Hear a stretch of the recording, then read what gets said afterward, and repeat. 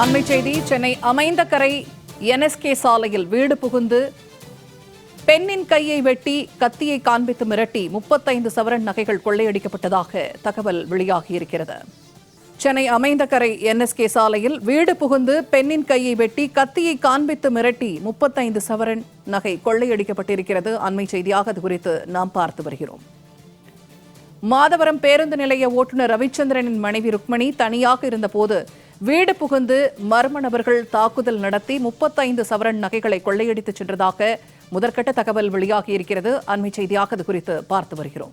ஜன்னல் ஓரத்தில் சாவி வைப்பதை நோட்டமிட்டு வீடு புகுந்து ருக்மணி அணிந்திருந்த நகைகளை கொள்ளையடித்துச் சென்றதாகவும் பீரோவில் இருந்த நகைகளை அள்ளிச் சென்றதாகவும் தகவல் வெளியாகியிருக்கிறது. இது தொடர்பான கூடுதல் தகவல்களை தருகிறார் சிறப்பு செய்தியாளர் ராம்குமார். இப்ப அமைந்தகரை பகுதியில் 35 சவரன் நகைகள் கத்தி முனையில கொள்ளையடிக்கப்பட்டிருக்கிறது. பெண் ஒருவரும் தாக்கப்பட்டிருக்கிறார். இது தொடர்பாக காவல்துறை தரப்பில் என்ன சொல்லப்படுகிறது? கண்டிப்பாக அமைந்தகரை NSK சாலை 4வது தெருவில் வசித்து வருபவர் ரவிச்சந்திரன். இவர் மாநகர பேருந்து ஓட்டுநராக பணிபுரிந்து வருகிறார். மாதவரம் பணிமனையில் பணிபுரிந்து வருகிறார். குறிப்பாக பணிக்கு செல்லும் போது அவர் நள்ளிரவில் வீட்டுக்கு வருவது வழக்கம். இந்த நிலையில நேற்று பணிக்கு சென்ற அவர் வீடு திரும்பவில்லை.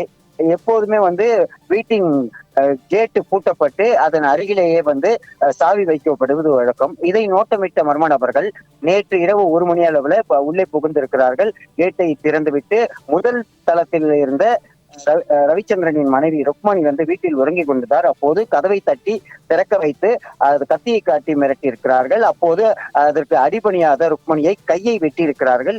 அவர் அணிந்திருந்த தாலி, சரடு உள்ளிட்ட நகைகள் மற்றும் பீரோவில் இருந்த 20 சவரன் நகை என மொத்தம் 35 சவரன் நகையை கொள்ளையடித்து சென்றிருக்கிறார்கள். இதுல ருக்மணி கையில் பலத்த காயத்துடன் வீட்டில் இருந்த போது வீட்டில் குடியிருந்தவர்கள், அருகே இருந்தவர்கள் அனைவரும் அவரை மீட்டு மருத்துவமனைக்கு அழைத்து சென்றிருக்கிறார்கள். அதன் பிறகு அமைந்தகரை காவல் நிலையத்தில் புகார் அளிக்கப்பட்டு புகாரானது தற்போது விசாரணை நடைபெற்று வருகிறது. அதாவது அமைந்தகரை பகுதியை பொறுத்த வரைக்கும் எப்போதுமே பரபரப்பாக இருக்கக்கூடிய பகுதி. அருகருகே வீடுகள் இருக்கக்கூடிய பகுதியில இந்த சம்பவம் அரங்கேறி இருக்கிறது. தொடர்ச்சியா கடந்த 2 ஆண்டுகளாக அந்த பகுதி 4வது NSK நகர் 4வது தெரு, 5வது தெரு உள்ளிட்ட பல்வேறு பகுதிகளில் செல்போன் திருட்டு, அதே போல நகை திருட்டு தொடர்ச்சியாக 5க்கும் மேற்பட்ட சம்பவங்கள் அரங்கேறி இருக்கிறது.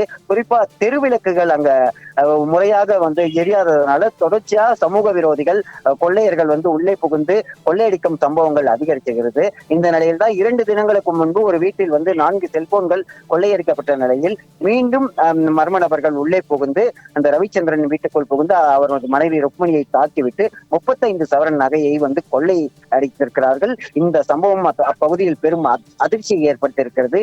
குறிப்பாக சென்னையில இருக்கக்கூடிய வசிப்பவர்களுக்கு பாதுகாப்பற்ற சூழ்நிலை இருந்து வருகிறது. காவல்துறையோட ரோந்து பணி என்பது முழுமையாக எங்குமே செல்வதில்லை.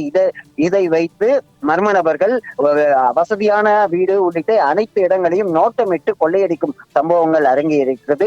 தற்போது இந்த சம்பவத்தால் அப்பகுதியில் பெரும் அதிர்ச்சி ஏற்பட்டிருக்கிறது.